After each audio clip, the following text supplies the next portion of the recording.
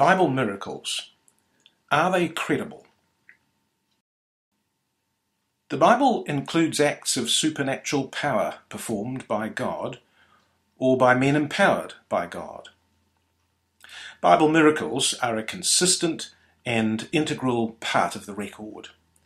They are to be expected in an account of the Almighty's dealings with people. Scientists can examine the natural world and find it uniform and orderly.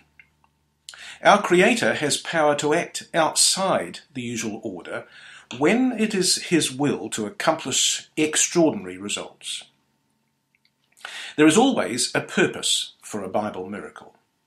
God parted the Red Sea to show that He could save His people.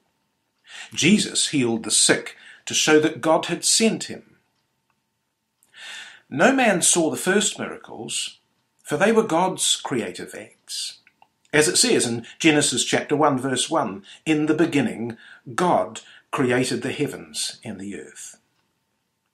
Miracles occur in isolated periods of Bible history: to punish wickedness at the flood, Babel and Sodom, to found a nation at the Exodus, to preserve that nation and its faithful minority, and to establish the work of Jesus and His apostles.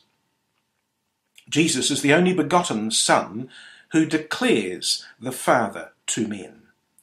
He was, as Acts 2 verse 22 says, a man approved of God among you by miracles and wonders and signs which God did by Him.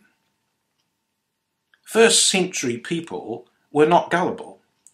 The record shows that they were just as surprised as we would be by a miracle. They knew as well as we do that virgins don't conceive sons, that 5 loaves won't feed 5,000, and that men born blind don't suddenly see. Divine power is capable of doing things and using methods we cannot imagine with our state of knowledge. The mothers of Isaac, Joseph, Samson, or John the Baptist had all been infertile until God intervened to let them conceive. Israel would not have existed or been delivered without these men. This all pointed forward to the unique conception of Jesus, who was born to a virgin, for with God, as Luke 1 verse 37 says, nothing shall be impossible. Jesus had to have unique parentage.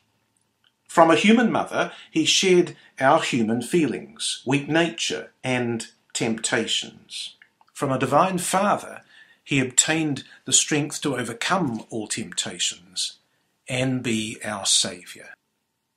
Hebrews 4 verse 15 says, "For we have not an high priest which cannot be touched with the feeling of our infirmities, but was in all points tempted like as we are, yet without sin."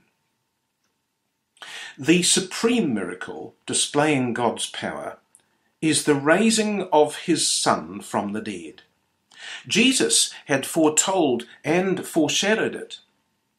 He restored to life dead people, a 12-year-old girl in a house, a young man carried to his burial, and Lazarus, who had begun to decay in his grave. God's power reversed whatever had caused their deaths. Jesus' body experienced violent death, hasty burial, then restoration to life on the 3rd day, and change to a glorious, immortal body. The miracle of the bodily resurrection of Jesus is central to God's plan of salvation. Jesus is now our mediator and immortal forerunner of salvation for other faithful ones.